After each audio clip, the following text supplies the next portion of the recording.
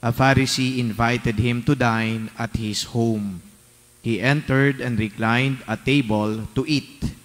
The Pharisee was amazed to see that he did not observe the prescribed washing before the meal. The Lord said to him, "O you Pharisees, although you cleanse the outside of the cup and the dish, inside you are filled with plunder and evil. You fools, did not the maker of the outside also make the inside? But as to what is within, give alms, and behold, everything will be clean for you."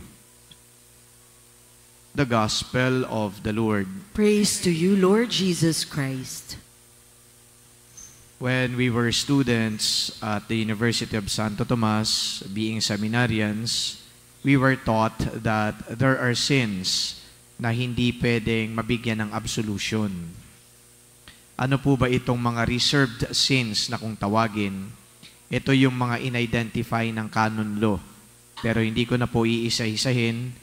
At least meron po dyan na mga ilan na babanggitin ko na at least ay alam po ninyo.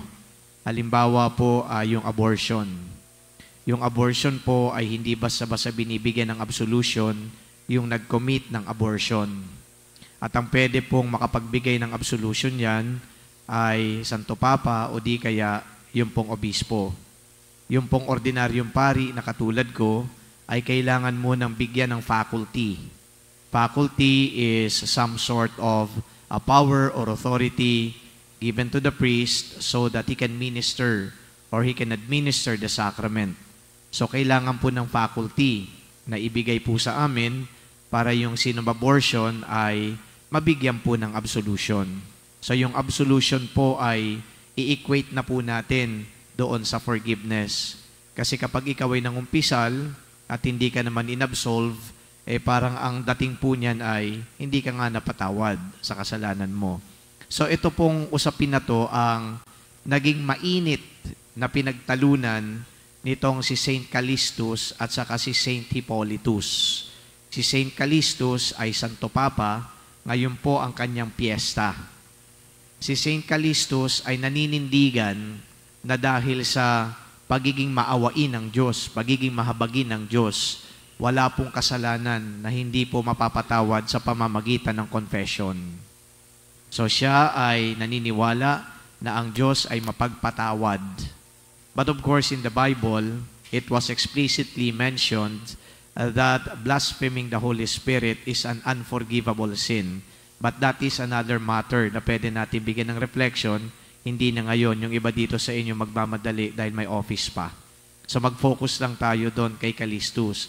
So he stood his ground and then emphasized that the mercy of God actually makes the sacrament of confession or reconciliation forgive all sins. Entra ngayon ito si Hippolytus. Si Hippolytus ay isang theologian, magaling na theologian. Pero ang kanya namang pananaw, hindi lahat daw ng kasalanan ay pwedeng mapatawad. May mga minention ho. Halimbawa daw yung premarital sex. Ay hindi daw po ito pwedeng bigyan ng absolution. But of course, in the more natural setting that we have today, yung pong ganong kasalanan ay binibigyan ng absolution. Pero yung nga pong binanggit ko na kanina, abortion, kailangan pa ng faculty na manggaling sa bishop. So but then again, sabi nitong si Hippolytus, hindi lahat ng kasalanan ay pwede mapatawad sa confession. Pero nga, sa kanilang pagtatalo, ay hindi nagpatinag itong si Saint Callistus. Bakit siya magpapatinag? Siya yung Santo Papa. So he was the Pope at the time and he possessed all the authority in the church. So kumbaga, he has the authority at yung authority niya and power are immediate, full, so walang pwede na kumontra sa kanya. But then again, the likes of Hippolytus and some others, yung mga followers itong si Hippolytus, ay nanindigan. Kaya itong si Hippolytus naman ay kinilala bilang unang-unang anti-pope. Anti-pope meaning ay kumukontra doon sa Santo Papa. Pero itong si Saint Callistus, sa kanyang paninindigan, nagkaroon din ng mga nag-aalit sa kanya. Siguro ito yung mga purist. Anong ibig sabihin ng mga purist? These are the people who believe that Dapat ganito yung buhay natin. Kung anong sinabi ng Diyos, susundin natin. At wala nang mga gray area dyan. Kaya lahat ng mga kasalanan na yan, dapat wag nating gagawin. At kinukontra nila itong si Callistus. So itong si Callistus ngayon was killed by the mob. That's why he was a martyr. Pero maganda din po yung pinag-umpisa nitong si Callistus. Alam niyo ho ba na siya ay dating servant lang? Siya ay isang banker. May mga banker ba dito? Siya ay katiwala ng kanyang boss. Pero nung bumagsak yung kanilang negosyo, dinemote itong si Callistus. Nung siya ay dinemote, akala nila wala ng pag-asa tong umangat pa. Nung una magaling banker nga, pinagkakatiwalaan ng pera. Pero nung naging Santo Papa yung si Severinus, ang ginawa nitong si Callistus, nag-iba ng karir. So dating sa business, banking, pumasok siya ngayon sa pagpapari. Naordinahan siya bilang deacon at nakuha niya ulit yung tiwala ng Santo Papa si Severinus.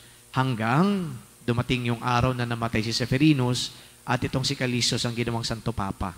So imagine mo, nung una, ito ay bangkero, nalugi, siguro hindi lang nalugi, baka meron pang mga kaso ng plunder o kaya graft and corruption kung meron man, kaya dinemote. Tapos biglang-bigla, siya ngayon na naging Santo Papa, nakabase pa doon sa Roma. So you can just imagine, yung kanyang trajectory ng buhay. Sa Roma po, yung mga slaves, walang karapatan yan. Slave na ngayon si Callistus dahil nga na-demote.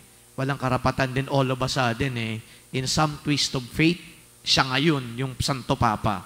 At kinikilala, tinitingala, sinusunod. So, kumbaga, ang mga lessons dito, ganito po, Number 1, ay si St. Callistus naman na naninindigan lang kung ano yung tinuturo ng Diyos, kung ano ang nirepresent ng Diyos. The mercy and compassion of God. Just like Pope Francis. Ando doon lagi, mercy and compassion. And St. Callistus stood for these virtues. Stood for these qualities. Okay? Compassionate, and then merciful, ando doon siya. And then pangalawa, doon sa trajectory ng kanyang buhay, perhaps we cannot really put a box on one person na sabihin natin, ganyan na lang yan. Di na a-ascension yan. Tingnan mo naman yan, wala nang aabutin sa buhay yan, wala nang kumbaga ay magiging pa yan, success sa buhay. Pero gumagalaw po ang kamay ng Diyos. Many times in my homilies, I would always say that in a surprise twist of faith, okay, doon natin nakikita na parang walang-wala na to, pero biglang ganito na naging buhay. Siguro may mga kilala din kayong ganyan. So ganun ang naging buhay ni St. Callistus, and I believe that the hand of God is working. If you're a good man, then God is with you. If you are a bad man, then God is calling you to conversion. Katulad ng pagtawag ni Jesus ngayon dito sa Pharisee. Hindi muna niya tinawag na muna sa pamamagitan ng, okay, I am going to accept your invitation.